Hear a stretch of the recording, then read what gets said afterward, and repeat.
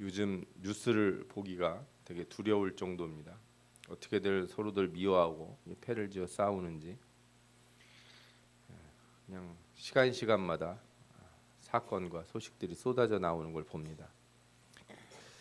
한때 일본에서만 있는 줄 알았더니 우리나라에서도 사람들 아이들이 왕따를 시키고 요즘은 애들만 그러는 게 아니라 학부모가 교사들한테 그렇게 하고 또 반대 일도 분명히 있었겠죠.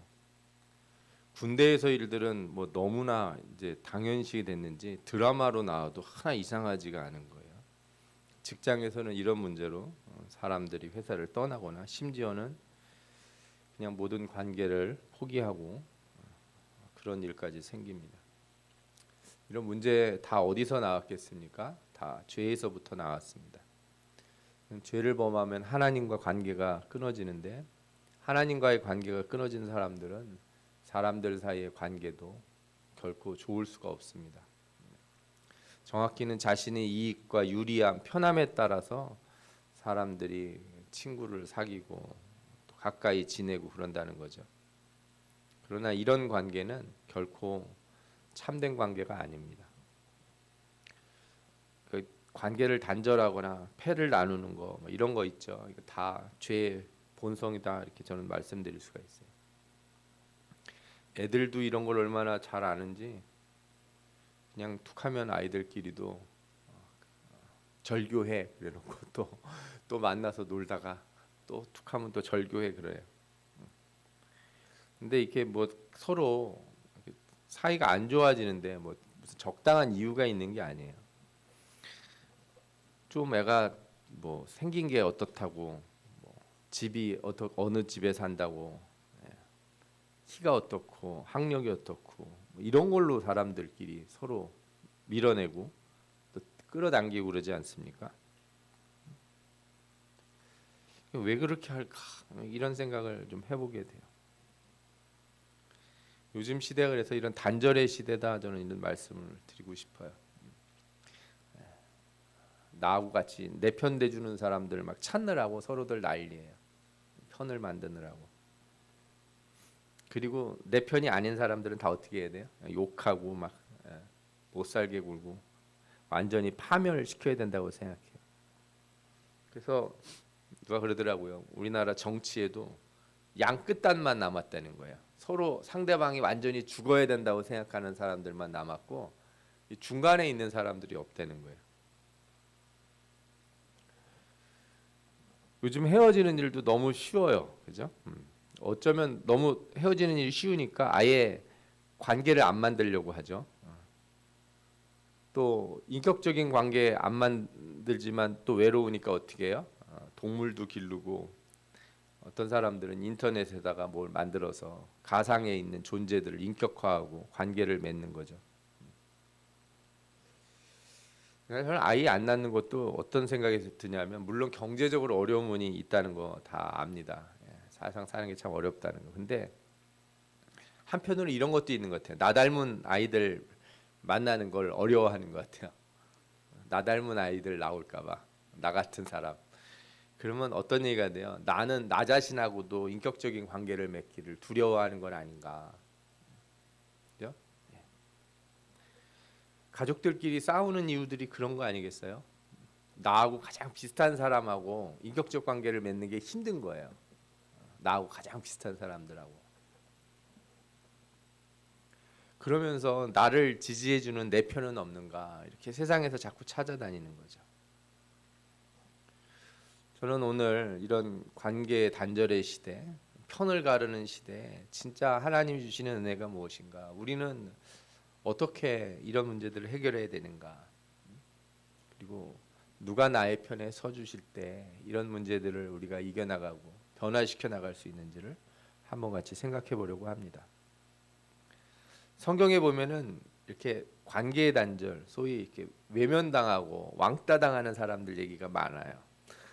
대표적으로 요셉이 그랬어요. 요셉이 형들한테 왕따를 당한 거죠. 그래서 형제 관계에서 강제로 퇴출이 됩니다. 표현이 좀 고상해서 그렇지 형들이 어떻게 한 거예요? 팔아먹었어요. 동생을 팔아먹었다 이거죠. 요즘 같아서는 인신매매단에 넘긴 거랑 똑같은 거예요. 이건 진짜 말이 이렇게 이렇지 옛날 얘기처럼 우리가 읽으니까 그런 거지. 실제라면은 와 이런 인간들이 있을 수가 있는가. 어떻게 형들이 그 꼬맹이 동생을 갖다가 인신매매단에 넘길 수 있나. 그래서 어떻게 돼요? 다른 나라에 또 같은 나라도 아니고 남의 나라로 가가지고 거기서 종살이를 하는 거죠. 정말 끔찍할 거예요. 가서 종살이해서 힘든 걸까요? 진짜 모두가 날 버렸다라는 생각이 힘들까요? 아마 저는 이 정신적인 고통이 더 크다고 생각해요. 몸이 힘든 거는 어떻게든 참아낼 수 있겠지만 아무도 내 편이 없다고 생각해 보세요. 나하고 말통해 주는 사람이 한 명도 없는 세상에 내가 혼자 있다. 그가 나중에 좀 집에서 그 보디바르 집에서 인정을 받은 후에도 마찬가지예요. 그가 성실했는데 그래서 인정해 줄 것 같았는데 사실은 그렇지가 않은 거예요. 왜? 보디발의 아내가 모함을 했을 때 아무도 요셉 편을 들어주지 않는 거예요. 변론의 기회도 정직함을 지지해 줄 사람이 하나도 없는 거예요. 그 전까지만 해도 다 요셉이 시키면 말을 듣고 그죠? 모든 것을 다 관장하고 그런 상태였는데도 불구하고 야 정말 이렇게 한 사람도 자기 편을 안 서주는가. 보디발의 아내가 막 얘기할 때 아닙니다. 요셉은 그런 사람이 아닙니다라고 얘기해 준 사람이 한 명도 없었는가. 그래서 감옥에 갇히는 거예요. 그곳에서 성실하게 행했어요. 그런데 크게 변화가 없었어요. 그러다가 이제 왕의 관원들을 만나서 꿈을 해석을 해주죠. 그때 요셉의 마음이 아주 간절하게 드러나요. 뭐라고 그러냐면 당신이 잘 되시거든 나를 생각하시고 내게 은혜를 베풀어 내 사정을 바로에게 아뢰어 이 집에서 나를 건져 주소서. 나는 히브리 땅에서 끌려온 자요 여기서도 옥에 갇힌 일은 행하지 아니하였나이다. 혹시 나가시거든 제 편 좀 한번 들어주십시오. 제 얘기 좀 한번 들어주시고 내 편에 서주시면 너무 감사하겠습니다. 그러나 자기 편을 들어주는 사람이 쉽게 나타나지 않았죠. 2년간 감옥에서 여전히 그렇게 있게 됩니다. 관계 단절과 절망을 경험한 사람 중엔 또 성경에 욥이라고 하는 사람이 있습니다. 사단이 욥을 시험하기 위해서 어떤 걸 하냐면요. 모든 관계를 다 잘라버립니다. 그래서 제일 먼저 자녀들을 다 데려가 버려요. 자녀들이 다 죽어요. 그리고 누가 떠나요? 아내가 떠나요. 여러분 재산 잃는 거는 큰 문제가 아니에요. 재산을 잃어도 가족과 형제들이 같이 한 마음이 되면 견딜 수가 있어요. 그런데 돈도 없는데 자식들도 다 죽고 아내마저도 하나님 욕하고 죽어버리라고 떠나버려봐요. 그래놓고서 친구들이라고 왔는데 친구들이 욥의 얘기를 아무도 안 들어줘요. 그리고 계속 뭐라 그러는 거야. 네가 뭘 잘못하는지 생각 좀 해봐라. 이렇게 지적을 하는 거예요. 와 승질이 엄청 날 거예요. 여러분 어디 가서 누구 어려운 일 당했는데 가서 거봐 내가 이럴 줄 알았어. 내가 처음부터 이렇게 하지 말라고 그랬잖아. 그런 소리 하지 마십시오. 제발 부탁입니다. 누가 어려운 일 당했는데 내가 너 그럴 줄 알았다. 옛날부터 기도 안 하고 그러더니 이런 말 하면 돼요 안 돼요? 안 돼요 여러분. 가서 편들어주지는 못할 망정 힘들고 외로운 사람 마음을 붙들어주지는 못할 망정 너는 지금까지 하는 짓을 보니 내 이럴 줄 알았다. 그거는 사람을 두 번 죽이는 거예요 진짜. 욥의 친구들이 와서 그렇게 얘기했어요. 고통 가운데 있는데 아무도 욥의 편은 안 들어줘요. 자꾸 너 잘 생각해봐라. 너 문제가 있을 거야. 네 문제가 뭐가 있는지 잘 한번 생각해봐라. 계속 그랬어요. 이게 바로 편들어주는 사람이 없는 사람의 고통이에요. 친구가 없는 사람의 고통. 이 세 명의 친구는 친구도 아닌 거죠. 이 고통을 하나님 앞에 호소해요. 이 호소를 한마디로 정의하면 뭐예요? 나를 죄인으로 내모는 사람들 속에서 주님 내 편을 들어주옵소서. 누가 내 편입니까? 성경의 다윗에게도 그런 고통이 찾아왔습니다. 그런 기름 부음 받고 골리앗도 이기고 사람들의 너무 좋아하는, 말하자면 시대의 아이콘이 돼요. 인기가 절정을 치솟죠. 그런데 사울한테 한번 쫓기기 시작한 뒤로는 아무도 그를 도와주는 사람이 없는 거예요. 싹 다 외면을 해요. 오죽하면 도와주는 사람이 없으니 블레셋으로 가서 고개를 숙이고 전에 자신이 죽였던, 그죠? 그 적군한테 가서 고개를 숙인 거예요. 그러다가 거기서 위험이 감지돼서 미친 척하면서 도망 나와요. 얼마나 괴롭습니까? 이때 다윗이 쓴 시가 있어요.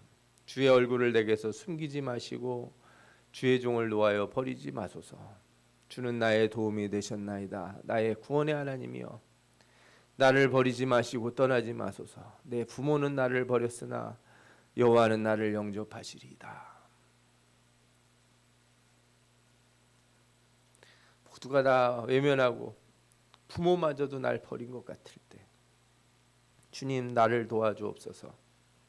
주님이 내 편에 서주시옵소서.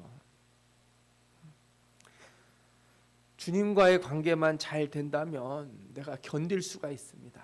주님만이 내 편이 되시면 내가 이 외로움과 고통 가운데서 내가 살아갈 수 있습니다.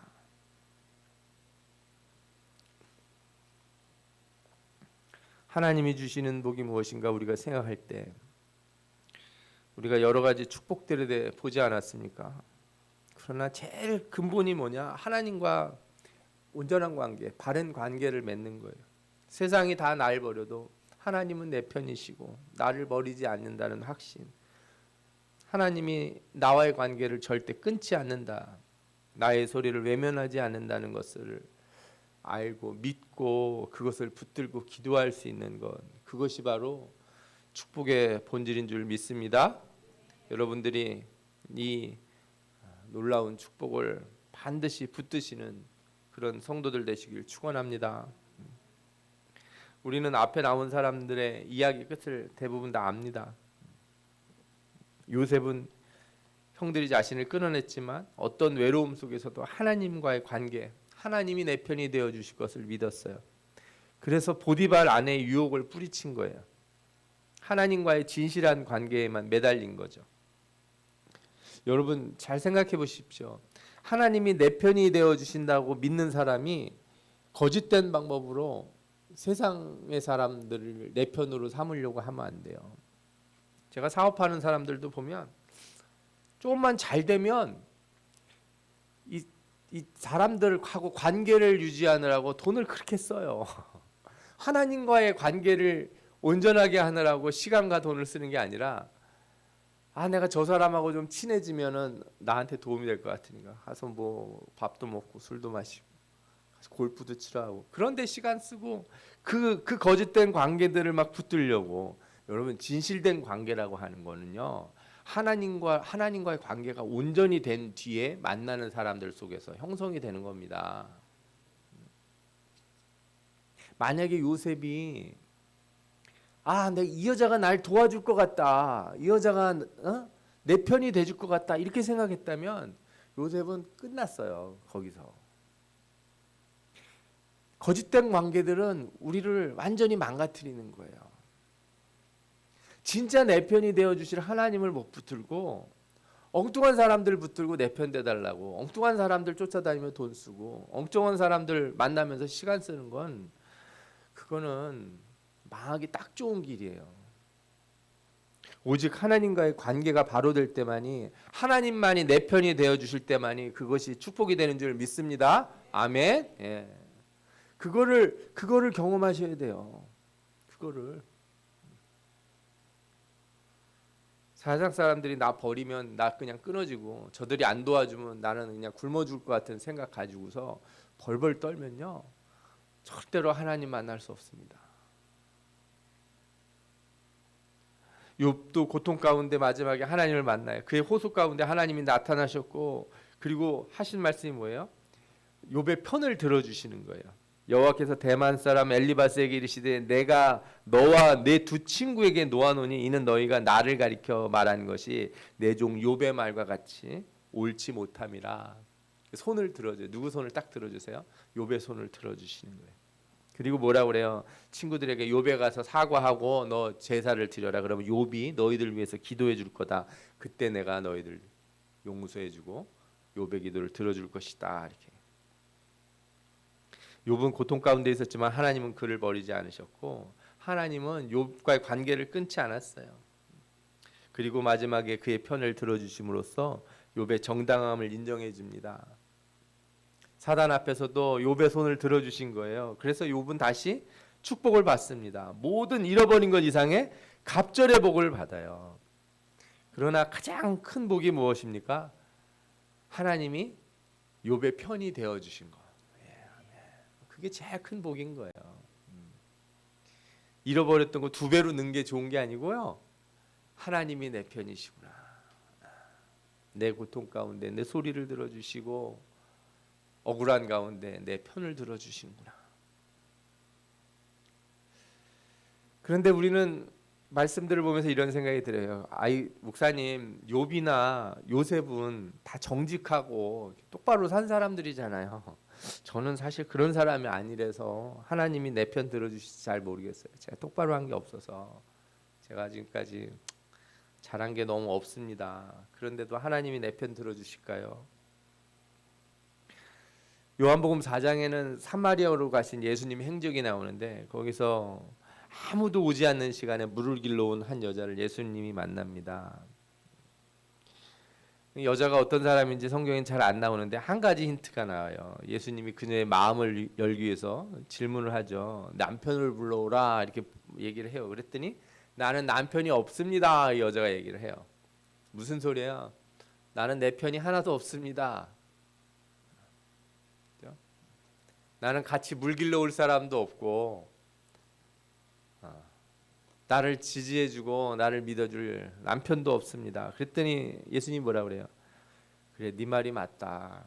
네 편이 하나도 없는 것 같구나. 너 남편 5이나 있었는데 지금 있는 자도 내 남편이 아니니 내 말이 참되도다. 이렇게. 그래, 참 너 네 편이 없구나. 남편이 5명 있었다는 말 무슨 뜻이겠습니까? 진짜 내 편 들어주는 남자하고 좀 살아보기를 원하는데 아무도 안 그랬나 봐요. 제가 부부 관계에서 제일 불쌍한 부부 관계가 그런 관계예요.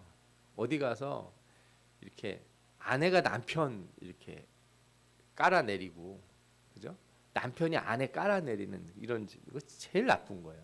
하여튼 다른 사람들 앞에서는, 집에서 둘이서 방에서 문 닫고, 애들 앞에서도 아니고 방에서 문 닫고 둘이서는 뭐 그런 얘기를 좀 할 수 있을지 모르겠어요. 기분이 나빠서.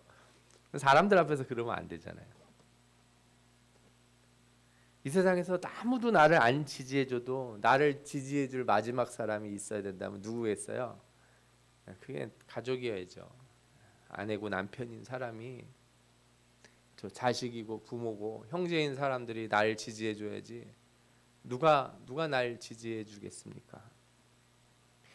5번의 관계가 끊어졌다는 말은 아무도 지지해줄 사람, 아무도 믿어주고 의지할 곳이 없고 편이 돼주는 사람이 없다는 거죠.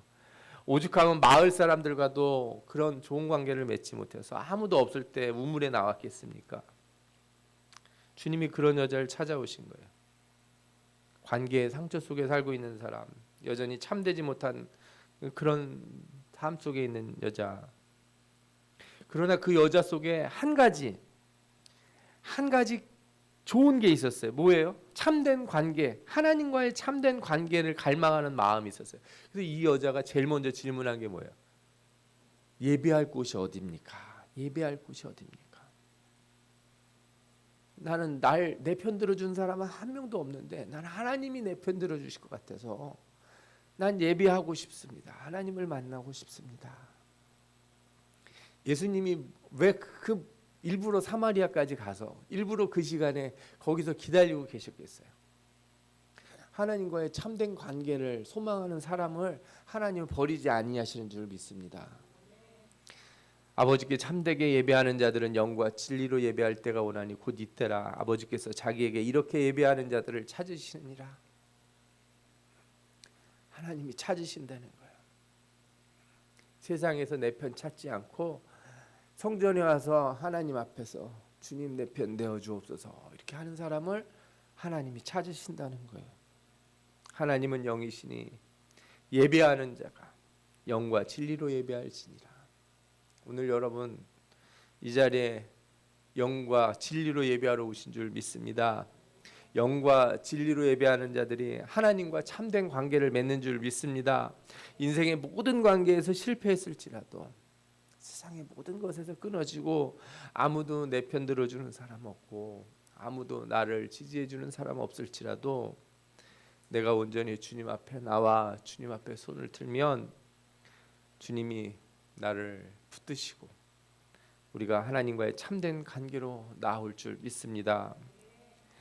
이 여자가 드디어 알게 됐습니다. 메시아가 오면은 그걸 나한테 가르쳐 줄 거라고 생각했는데 이렇게 얘기하니까 예수님이 뭐래요? 네가 말한 메시아가 바로 나다. 그때부터 여자가 마을로 뛰어나가서 얘기합니다. 내가 메시아를 만났다. 내가 진짜 참된 관계를 만났다. 진짜 내 편을 만났다. 사람들 앞에서 얘기한 거예요.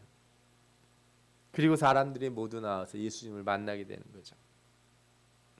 여러분, 주님이 내 편 되시는 사람이 나가서 사람들한테도 얘기할 수 있는 거예요. 다른 사람들과도 관계를 맺을 수 있는 거예요. 하나님과의 관계가 무너져 있는데 아무리 사람들 찾아다니면 무슨 소용이 있겠습니까?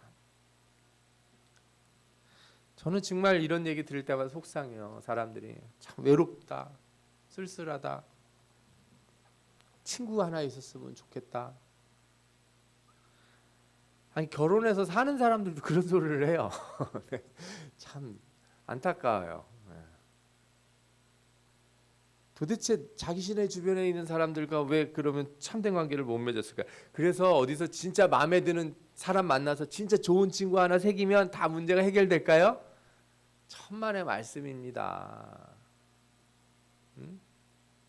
하나님이 내 편 돼주시고 하나님과 좋은 관계가 됐을 때 내가 누구도 만날 수 있는 거예요. 왜? 다른 사람들 만나서 너 외롭지? 나하고 친구 되자 이렇게 말하는 게 아니고 너 내가 좋은 친구 소개시켜 줄게. 너 진짜 친구가 필요하지 않냐? 너 정말 외롭지 않냐? 너 그분 만나봐라. 진짜 그분이 내 편 되어 주시고 남들이 다 너를 아니라고 그래도 그분만큼은 네 편에 서 주실 거야. 내가 친구가 돼 주려고 그러니까 속상하죠. 짜증나고 하는 짓 보면 성질이 확 나고 나도 마음에 안 드는데 뭐. 주님과의 관계가 회복된 사람, 주님이 내 편 되심을 경험한 사람이 사람들 앞에 가서도 주님을 소개할 수 있는 거예요. 내가 그 사람들의 친구가 돼 준다는 말이 그런 거예요. 요한복음 8장에는 사마리아 여인보다 더 고통스러운 여자가 나와요. 이 여자는 간음하는 현장에서 잡혀온 여자예요. 간음이 뭡니까? 거짓된 관계가 간음 아닙니까? 잘못된 관계. 표현을 좀 제가 순화해서 말씀드린 거예요. 거짓된 관계, 이보다 좀 나쁜 표현을 쓰자면 더러운 관계예요. 오죽하면 이 더러운 관계를 맺으려고 하겠어요. 아무도 자기를 찾아주는 사람 없으니 의지할 곳 없는 사람이니 이렇게 해서라도 관계를 만들고 싶어 하지 않겠습니까?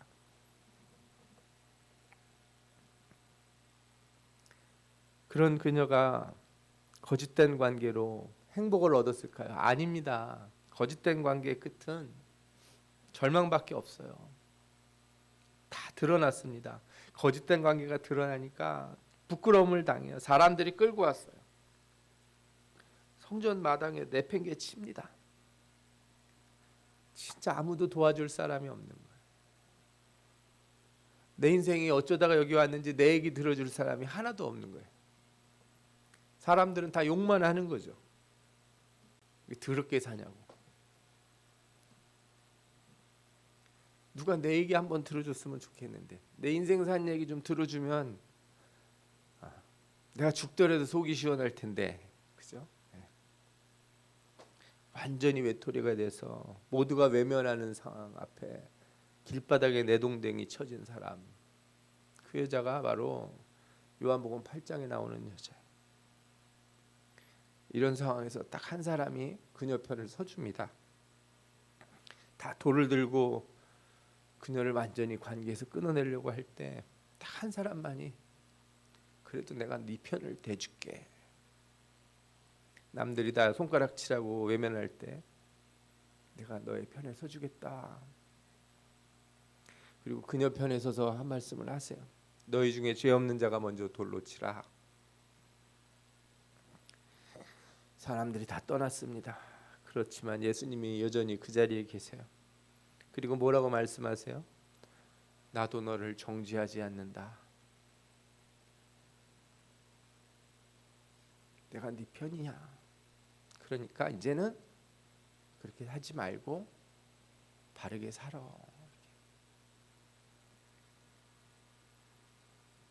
모든 관계가 무너져버린 그 여자에게 오직 한 분이 그래도 내가 네 옆에 계속 있어줄게, 이렇게 말씀하신 거예요. 오늘 읽은 성경의 시인이 이렇게 말합니다. 여호와는 내 편이시라. 내가 두려워하지 아니하리니 사람이 내게 어찌할꼬.